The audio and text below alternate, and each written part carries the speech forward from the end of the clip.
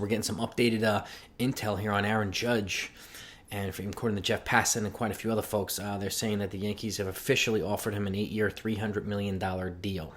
And there was speculation about 337, this and that, but it was never made official. We just had the numbers, but we never got any years or anything like that. So this looks to be the most official number right now presented to Aaron Judge. 8 years, $300 million, which would be $37.5 million per season, which would make him the highest average annual value position player in baseball history, surpassing Mike Trout. So even though Mike Trout's outlay was 425 plus or 423 plus, it was over a longer period of time. Okay, and Trout was also 27 when he started his extension. This is 31. Aaron Judge when he starts his extension. That's a huge difference. So folks expecting him to get 400 plus, I think it's a little bit. I think it's overshooting the landing here for Aaron Judge.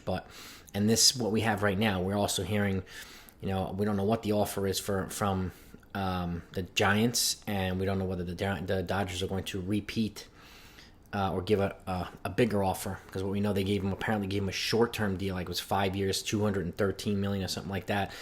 It was $40 plus million per season, which was obviously blowing past $40 million per, which it sounds like Judge was hoping for. It also sounds like his his handful of his suitors are on basically one hand and less than one hand.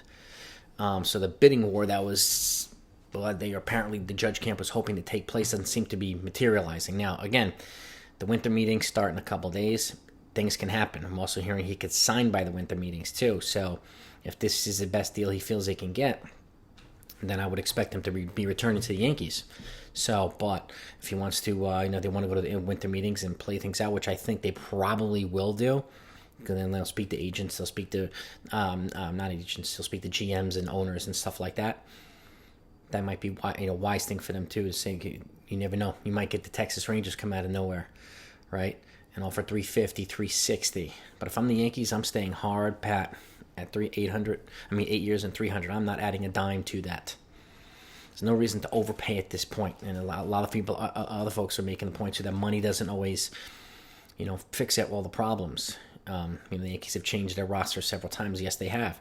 And they've thrown money at problems, and which hasn't always worked.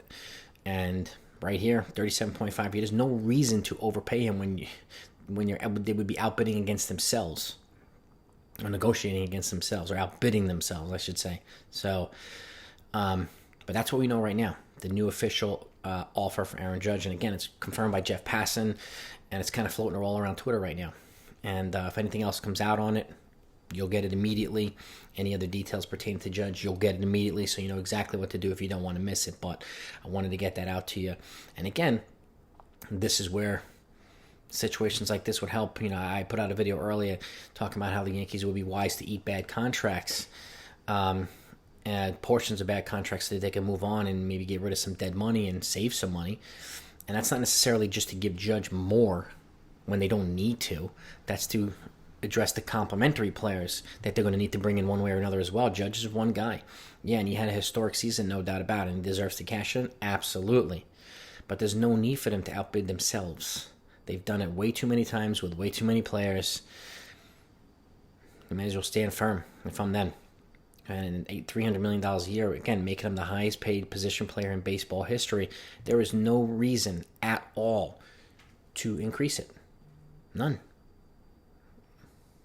So, let me know what you think about this one, folks. This one's, this would seem to be a little bit more indicative. I thought the 337 number was a little nuts, especially when they weren't telling us how many years it was, so which made it a little kind of funky. And we researched it in a whole bunch of different places, and we couldn't find the exact amount of years.